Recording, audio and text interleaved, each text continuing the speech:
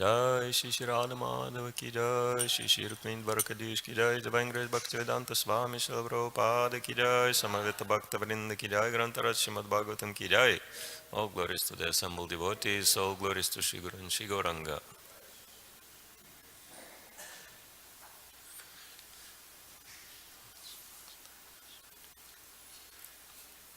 Om Agyantimirandasya Gyananjana Shalakaya Chaksharinmilitam Yana Tasmai Shri Gurave Namaha Shri Chaitanya Manobhishtam Sthapitam Yena Bhutale Swayam Rupa Kadam Mayam Dhanati Swapadantikam Vanchakapatarubhyascha Kripa Sindhu Bevacha Patitanam Pavanepyo Vaishnavepyo Namo Namaha Nama Om Vishnu Padaya Krishna Prestaya Bhutale Simati Bhaktivedanta Swami Niti Namine Namaste Saraswati Devi Gauravani Pracharine Nirvishesha Shunyavadi Paschatya Deshatarine Shri Krishna Chaitanya Prabhu Nityananda Shri Advaita Garadhara Shivasadi Gaur Bhakta Vrinda Hare Krishna Krishna Krishna Hare Hare Hare Rama Rama Rama Hare Hare. Hare Krishna. So before I begin, I wanted to say that I'm very happy to be back to Srila Prabhupada's transcendental headquarters in the Western world, New Dwarakadam, in the association of so many wonderful Vaishnavas and Vaishnavis. And with all of your blessings and on the instructions on Archita Prabhu, we'll be continue reading from the 10th canto of Srimad Bhagavatam, chapter 8. Lord Krishna shows the universal form to his mother Yashoda. And so we'll be reading text 47 and 48 as well.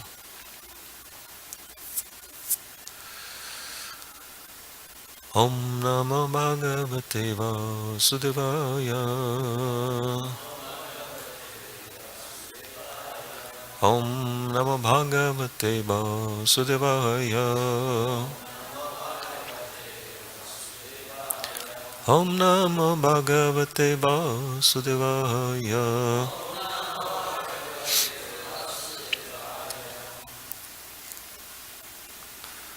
Pitaro Nanvavindetam Pitaro Nanvavindetam Krishna Dadarbhakehitam Krishna Dadarbhakehitam Gayanchajapi Kavayo Gayanchajapi Kavayo Yalloka Shamalapaham Yalloka Shamalapaham Pitaro Nanu Vinditam Krishna Dadarbhakehitam Gayanchajapi Kavayo Yalloka Shamalapaham. Please. Pitaro Nanvavinditam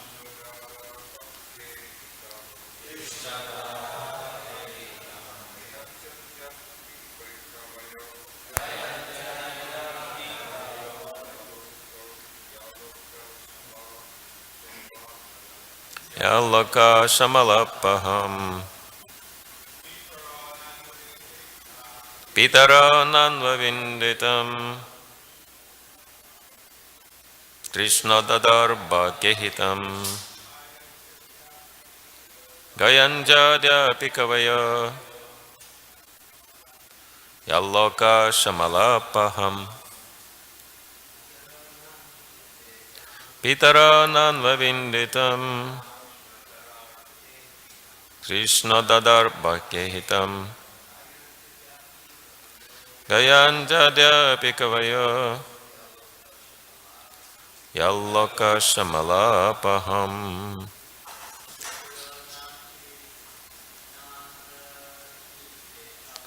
Pitaronan Bhavinditam.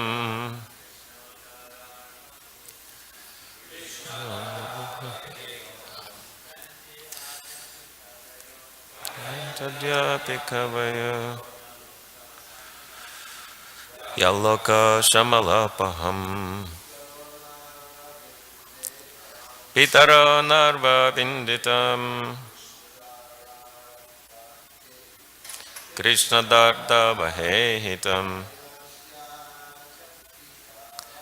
Gayantyadhyapikavaya. Yalloka Shamalapaham. Ladies, please. Pitaranan Bhavinditam. Krishna darar bhaikehitam. Gayantyadhyapikavaya. Yalloka Shamalapaham. Synonyms: Pitaro, the actual father and mother of Krishna. Na, not. Anvavinditam, enjoy it. Krishna, of Krishna. Udara, magnanimous. Arbaka ihitam, the childhood pastimes he performed. Gayanti, are glorifying. Adya api, even today. Kavayaha, great sages and saintly persons. Yat, which is. Loka Shamalapaham, by hearing of which the contamination of the whole material world is vanquished. Translation and purport by His Divine Grace Abhayacharana Ravinda Bhakti Vedanta Swami. Shal Prabhupada Ki Jai.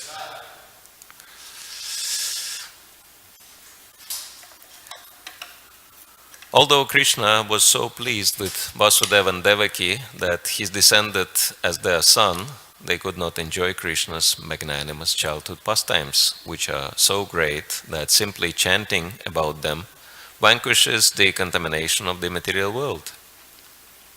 Nanda Maharaj and Yashoda, however, enjoyed these pastimes fully, and therefore their position is always better than that of Vasudeva and Devaki.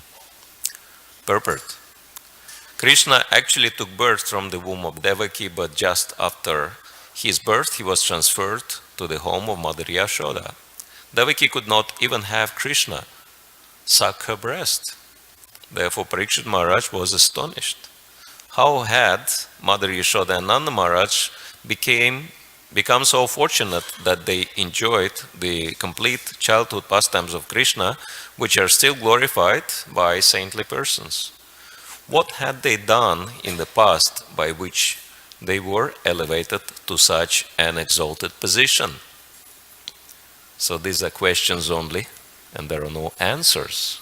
That's why we're going to be reading next verse, which provides answers. Text 48. Shri Shuka Uvacha Drona Vasunam Pravaro Daraya Bharyaya Saha Karishyamana Adeshan Brahmanas Tam Uvachaha.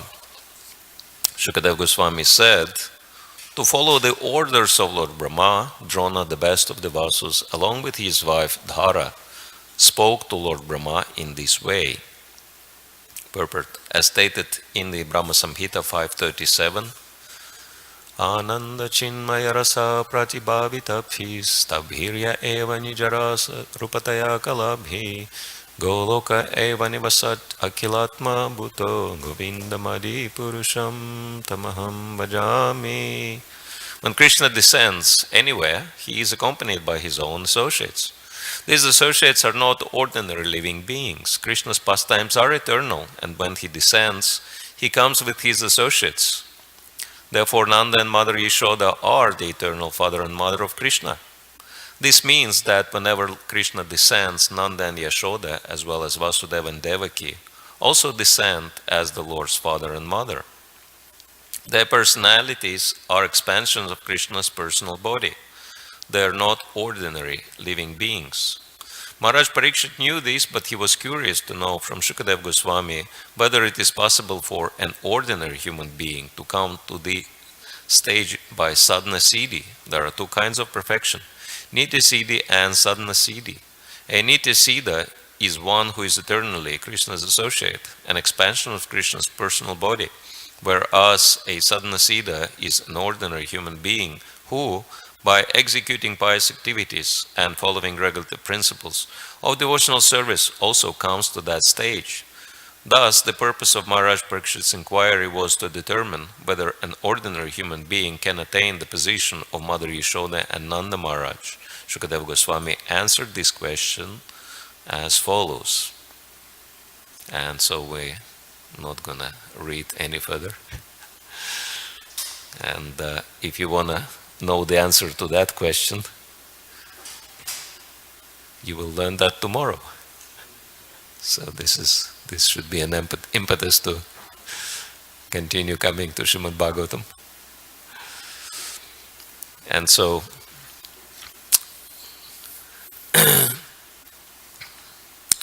Srimad Bhagavatam gives very amazing descriptions, especially 10th canto of Srimad Bhagavatam.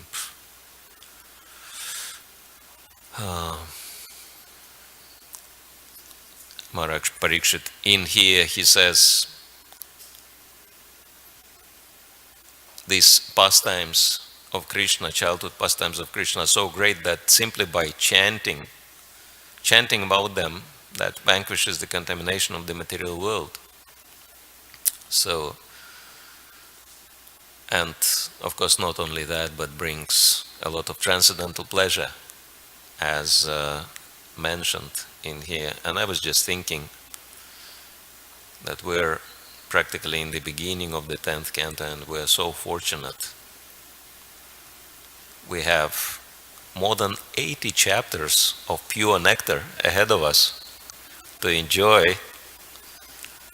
And I was thinking, could anyone be more fortunate than us?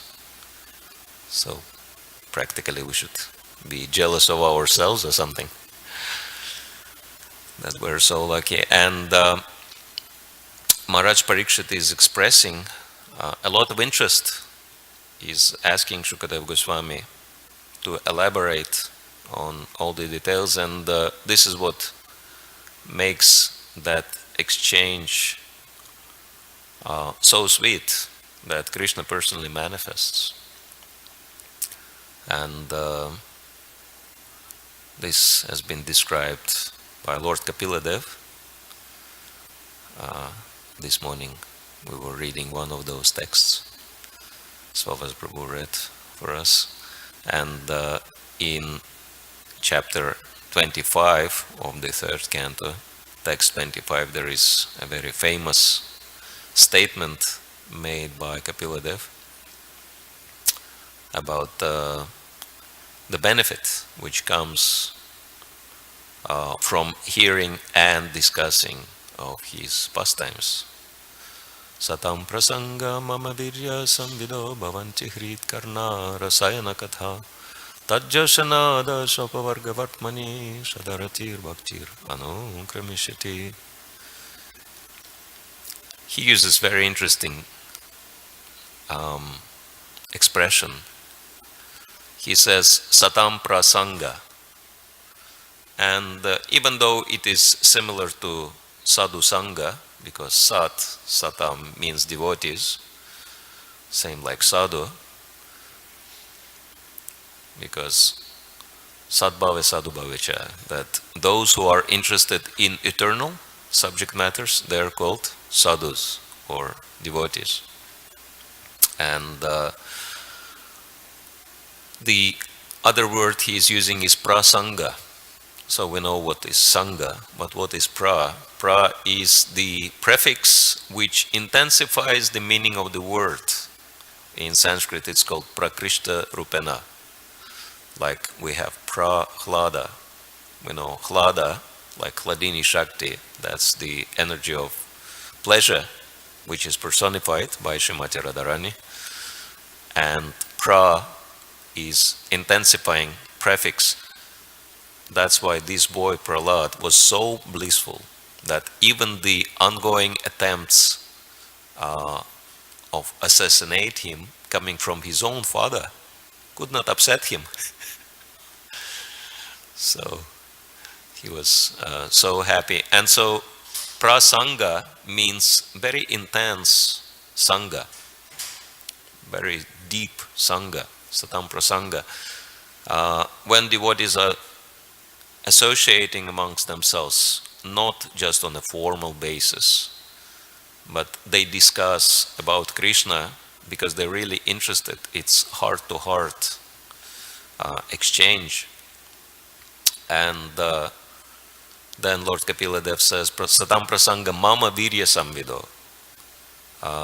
These devotees in this very deep, through this very deep exchange, they discuss mama virya samvido. My virya means heroic activities. And Bhavanti Hrit Karna Rasayana Katha, that this Katha, these talks, Bhavanti, they become Hrit Karna Rasayana. Rasayana means nectar, not just nectar, but rejuvenating elixir, which gives you back youth. And so this elixir, rejuvenating elixir of Krishna's pastimes, is taken through karna, through the ear, and then he goes into hrit, into the heart.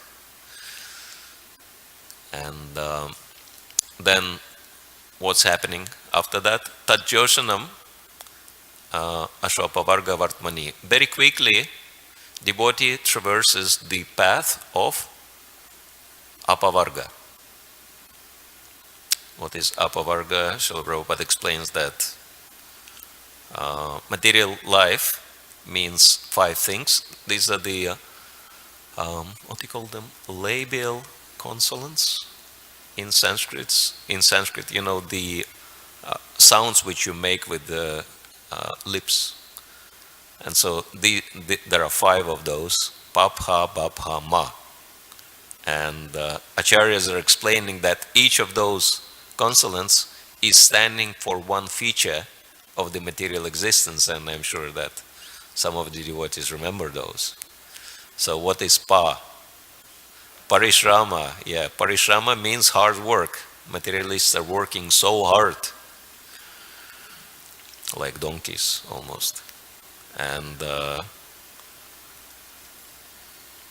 how hard they work? Pa. What is pa? Peda. Yeah, peda means foaming in the mouth.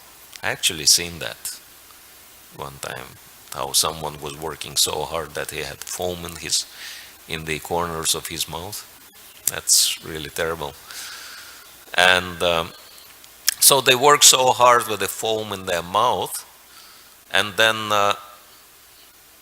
what is the reward they receive? It is ba. What is ba? Yeah, that actually it is banda. They become bound up by the 3 modes of nature. Can you imagine working so hard and then, okay, this is your salary, you're bound up by the chains, and you can sit like that forever, chained up. And then, what's the next thing? Bha. What is bha? Yeah, like bhaya, fear. They become very fearful. And what is the ultimate result? Is ma. What is ma? Yeah, death. So this is material life. You work very hard with the foam in your mouth. you become bound up, fearful, and at the end you die. So you live very miserable life, and then I guess death comes as a relief. And so some people even accelerate that process. Actually, the psychologists, they made the research and they've concluded why people taking intoxications, because intoxications are poisons, and why people take poisons willingly, destroying their own bodies. And so they've concluded that this is a subconscious attempt to destroy themselves, to punish themselves, because materialistic people, they know they're so bad and they cannot change, and they punish themselves by taking intoxications, destroying their own lives. It's really pathetic. Actually, we should feel sorry for these people, and that's why devotees making so much attempt to reach out to them and give them Krishna consciousness, to give them the positive alternative they don't have. But the devotee's life is completely opposite. Apavarga. A is a negation prefix. And so devotee's life has nothing to do with papha babha ma. There is no parishrama, there is no hard work. It's parikrama. Like we circumambulate around the temple or around the holy place. And so devotees, they don't work hard. They enjoy serving Krishna. Like our book distributors, they do a little parikrama every day around Los Angeles and area. They just have a stroll, have nice books with them and meeting nice people and having very pleasant conversations and giving people the books and encouraging them to reciprocate with donations. And so they choose where they want to go and which people they want to approach, and they do it out of their heartfelt desire to help people. So there is no parishrama. It's activity which is full of pleasure. And then there is no foam in the mouth. Devotees are doing whatever they do very happily. And there is no bandha. Rather, devotees are liberated. And there is no fear. We are very fortunate to have the most fearful Vaishnava as a founder of our institution, Abhay Charanaravinda Bhaktivedanta Swami Srila Prabhupada. And so devotees following in his footsteps, they also become fearless. And there is no death for devotees. Of course, devotees leave their mortal bodies, but it doesn't mean that they die.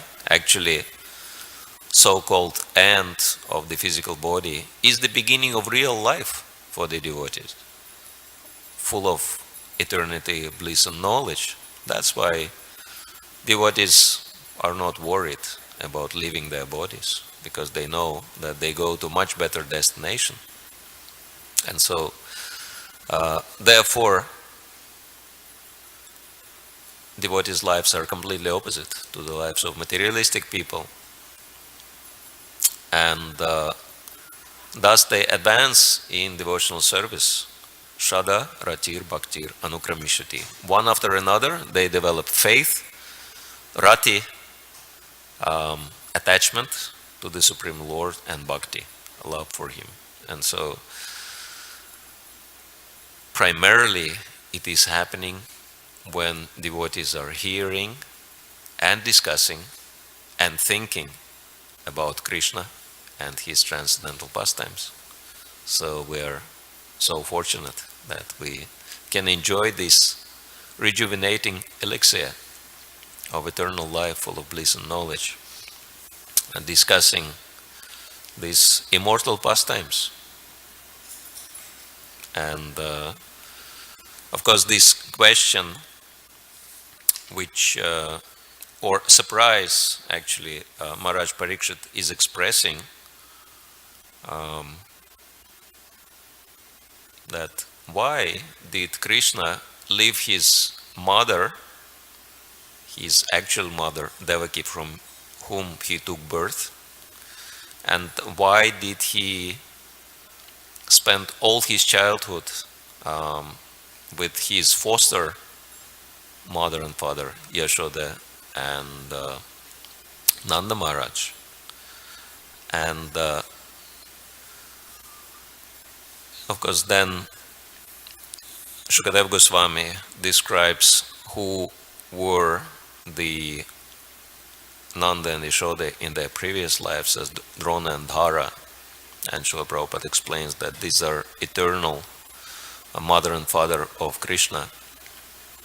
And but still, even though Vasudeva and Devaki are also in that category of Krishna's associates, and Yashoda and Nanda, they are in that category, but there is a difference. And actually the difference is very interesting. It's in consciousness, in mentality. And of course, these pastimes are enacted just for us to learn very important principles in Krishna consciousness. And so if we track it back to the 4th chapter, which describes the appearance of the Supreme Lord, we can understand what was the difference in mentality between Yashoda and Nanda Maharaj. Okay, this book doesn't have the 4th chapter. So, but anyway, that Srila Prabhupada, that Krishna tells Devaki and Vasudev who they are after he appeared and how did they got this great fortune to have him as a son. And actually very similar. They were also in their previous lives as Sutapa and Prishni performing great austerities, and they pleased actually they pleased the Supreme Lord. And so he said, so how can I reciprocate with your austerities? What can I do for you? And then they say, we want to have you as your son. And that's it. They just wanted to have the Supreme Lord as their son. But then if we go a little bit further and look at the text 49, which will be happening tomorrow, and I'm sure there is a lot to say about this particular statement because it's really, really deep. But just as a little preview, we will say that what was the desire Drona and Dhara, Yashoda and Nanda Maharaj expressed addressing Brahma. Actually, it's interesting, Sutapa and Prishni got the blessing from the Supreme Lord and they wanted him as a son. But then Drona and Dhara, they went through the Lord's devotee, Lord Brahma, and listened to what kind of desire they expressed. And it's really interesting, it's very subtle, but the whole Krishna consciousness is very, very subtle science. So we'll see the difference. They say, please permit us to be born on the planet Earth, so that after our appearance, the Supreme Lord, the personality of Godhead, the Supreme Controller and Master of all planets will also appear and spread devotional service, the ultimate goal of life, so that those born in this material world may very easily be delivered from the miserable condition of materialistic life by accepting this devotional service, which is very amazingly echoes that purport, that text and purport Swavas Prabhu read yesterday, which explains that devotees, they are very compassionate towards the fallen conditioned souls, and they want to help the Lord to deliver the conditioned souls. And the Lord shows a lot of mercy to such devotees. to such devotees. And so actually Drona and Dara had that mentality. They did not just want to have Krishna as their son. They wanted to facilitate, they wanted to serve Krishna, they wanted to help Krishna to execute his purposes in delivering, in liberating the conditioned souls and bringing them back to him in his devotional service. They just wanted to be useful for the Lord in his service. So that is very, very subtle difference in mentality. Same rasa. But this is why the Lord chose Yashoda and Nanda over Vasudeva and Devaki. Because Yayatamam prapadyante, as they surrender unto me, I reciprocate with them accordingly, Krishna says. So they wanted Krishna to be their son, Vasudeva and Devaki, so he appeared as their son, but that was it. Their desire was fulfilled. And then he was gone to Nanda and Yashoda, who wanted to facilitate his pastimes. And so Krishna did that. Krishna is very magnanimous, but it's very interesting that Krishna is always fulfilling the devotees' desires exactly as devotees express them. And I had very interesting experience, few interesting experiences of learning how this works with Krishna. Because we all have desires, we all express our desires to Krishna. And so one time, that was many years ago, we were heavily involved in constructing a temple in Russia. And the beginning was very smooth. We had a couple of very, very big donors who promised to supply us financially, practically with no limits. We could construct temple of any size. And then the worst possible recession hit Russia shortly after that. And our donors lost everything. And so we were stuck with half-constructed temple. And this was in the area where the temperature fluctuations are very big. Like it gets very cold and very hot. And so under this condition, if the building is half-constructed, it becomes ruined in no time. So we were facing with the alternative either to abandon the whole thing or keep going. And we've decided to keep going. And so I was basically distributing books. I went to Europe, to UK, and I was distributing books. And my primary purpose was to collect funds, just enough to keep the construction going. And so I have Govardhan Shila I'm worshipping. And pretty much every single morning after my puja, I was making a very interesting prayer to Giriraj. Please, Giriraj, be merciful to me. And so send on the book distribution as many favorable people as you can who would give me very generous donations. Praying for money. Because, Giriraj is, even though he is Krishna himself, but he is also a supply department in Vrindavan.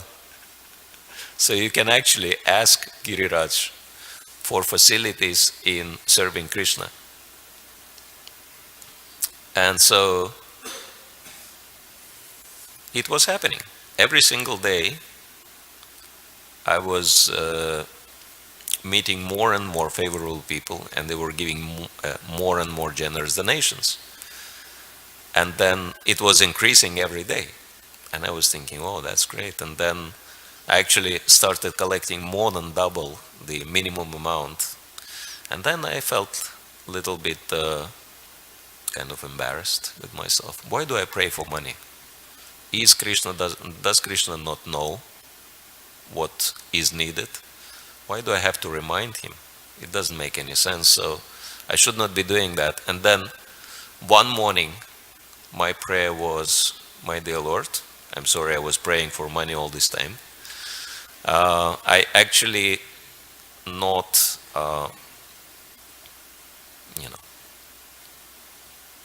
I don't want to do that. Whatever you do, it's all in your hands. I'll accept whatever you do. The only thing I'm praying for is, please allow me to always remember you and never forget you.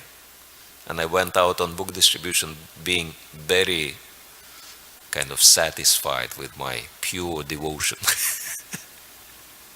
And guess what happened? This was the worst ever day on book distribution. No one wanted to stop. And if people would stop, they wouldn't give anything, or they would give, literally something next to nothing. And so this was my longest day on book distribution, and I've collected very miserable amount. And all day long I was thinking, Giriraj, what happened? Giriraj, why have you done this to me? Why did it change so drastically? And all day long I was thinking, Giriraj, Giriraj, Giriraj, Giriraj. And then I just couldn't wait till I come back to kind of, ask him what happened. And then when I came back, I bowed down to him, and I was very frustrated and upset. But when I looked at his smiling face, it was very clear, as if he was saying to me, you were detached from the results, right? You only wanted to remember me, so your desire is fulfilled. What else do you want? Would you like to make another prayer? I said, oh Giriraj, I'm sorry for this mistake. Please fix it again. From tomorrow onwards, please, let it carry on as it was before. Let me meet as many favorable people as I can, and let them give donations which are as generous as possible.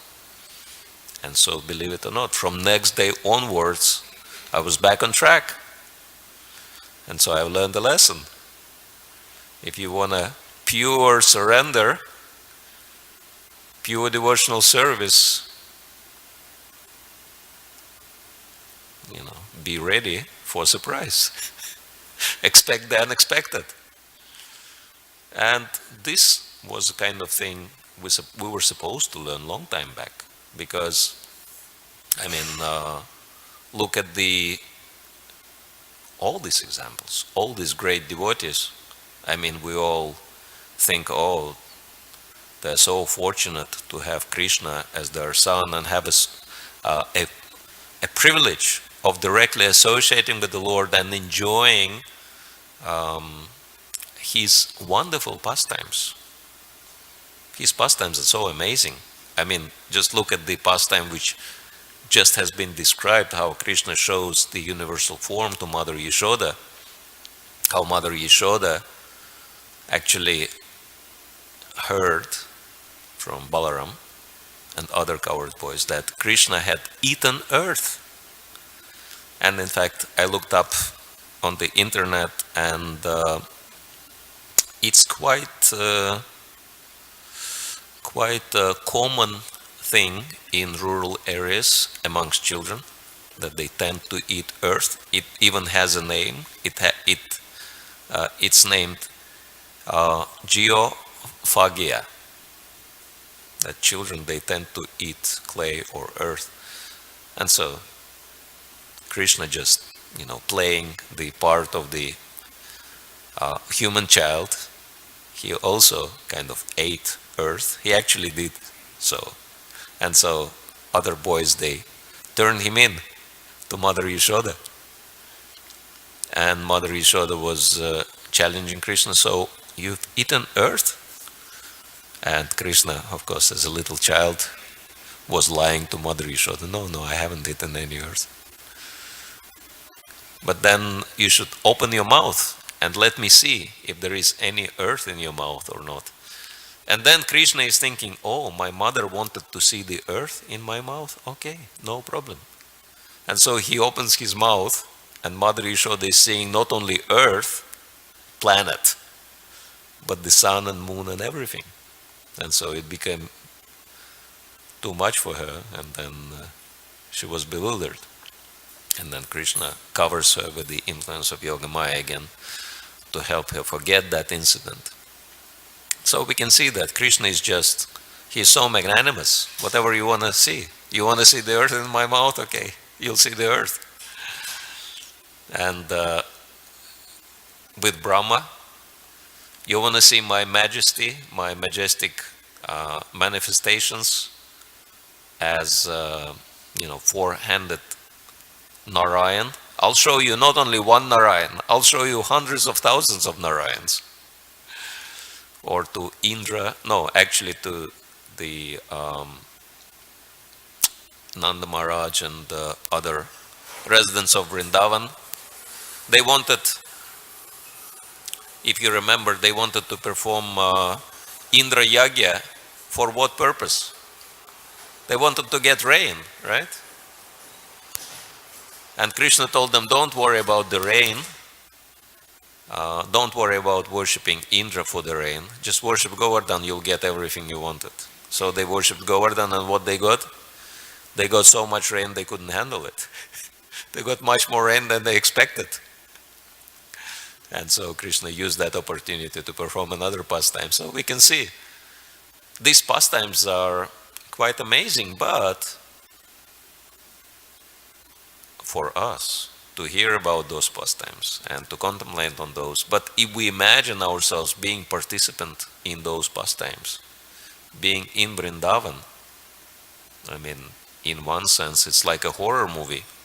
Every single day, some horrible monsters are attacking Vrindavan, and everyone is so scared. And mostly they scared for Krishna, because they know that these monsters, they want to kill Krishna. And Srila Prabhupada actually says in one place that Mother Yashoda's love for Krishna is so great that she is ready to die 1,000 times for each hair falling from Krishna's body. So we can understand what kind of shock Mother Yashoda and Nanda Maharaj and other residents of Vrindavan, they go through every single day. And so this is the price for them to be in Krishna's pastimes. So it's a serious sacrifice. But they can handle it because their level of Krishna consciousness is so high. I mean, just considering those descriptions, if you think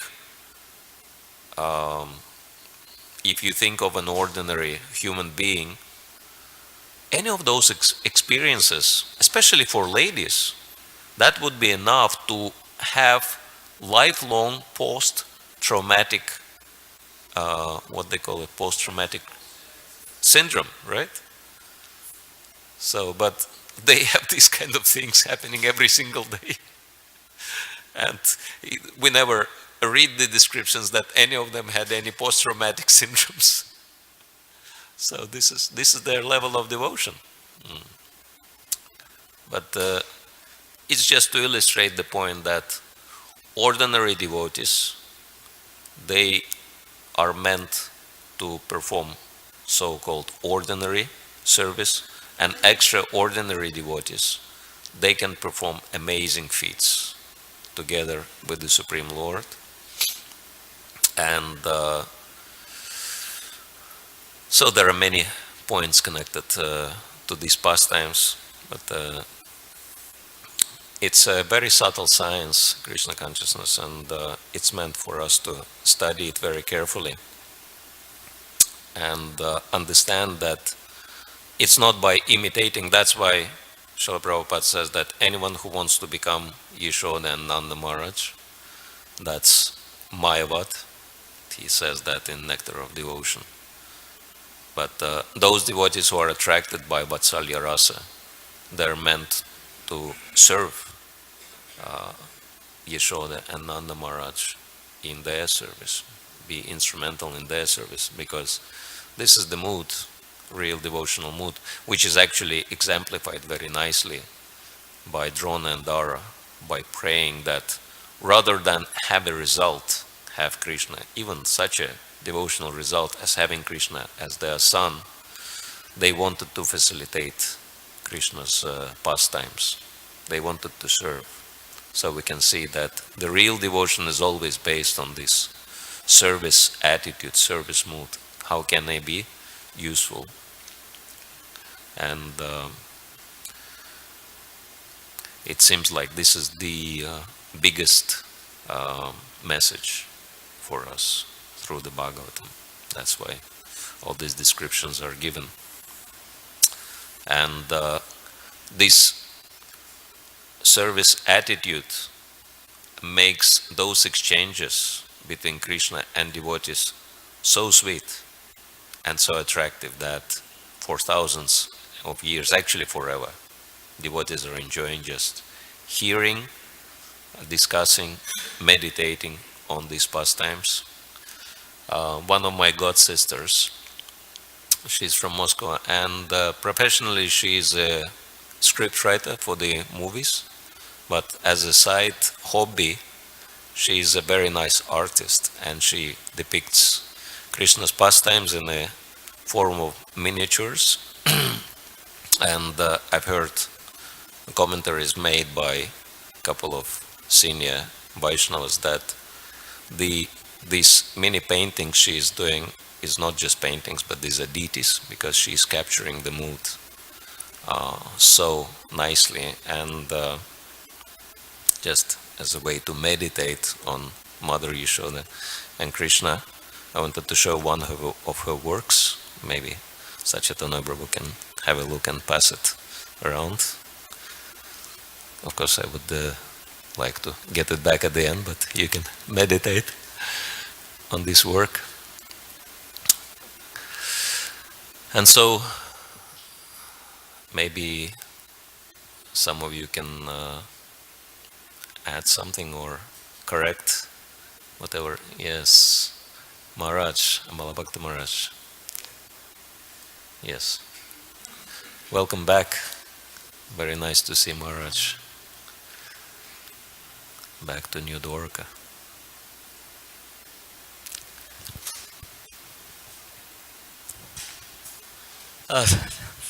Thank you very much, Maharaj. Thank you. Very fulfilling.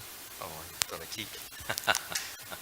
It's very fulfilling and satisfying, your appreciation and love and devotion to Krishna in relation to Mother Yashoda, and this is something that we can all profit from. What I wanted to mention, there were 2 points, if I can remember them. The one had to do with your praying for meeting favorable people on Sankirtan. And generally speaking, we don't demand anything from Krishna.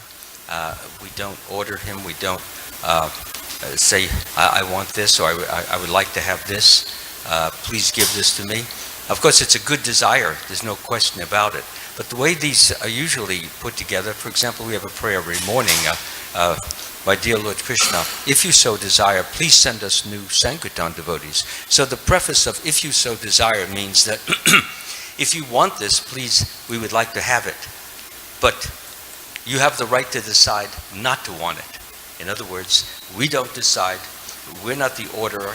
Krishna, here's our desire, but prefaced with the allowance or the desire that Krishna should be the ultimate, should be the ultimate arbiter as to whether we should get it or not.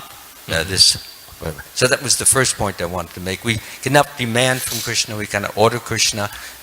We can desire, but we should desire with the idea that I want what Krishna desires. So if he desires it, then yes, I want it. So that was my first point.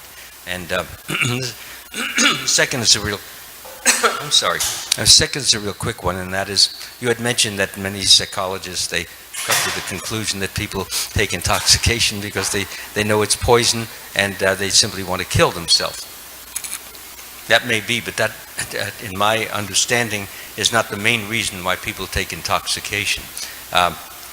They may or may not know that it's poison.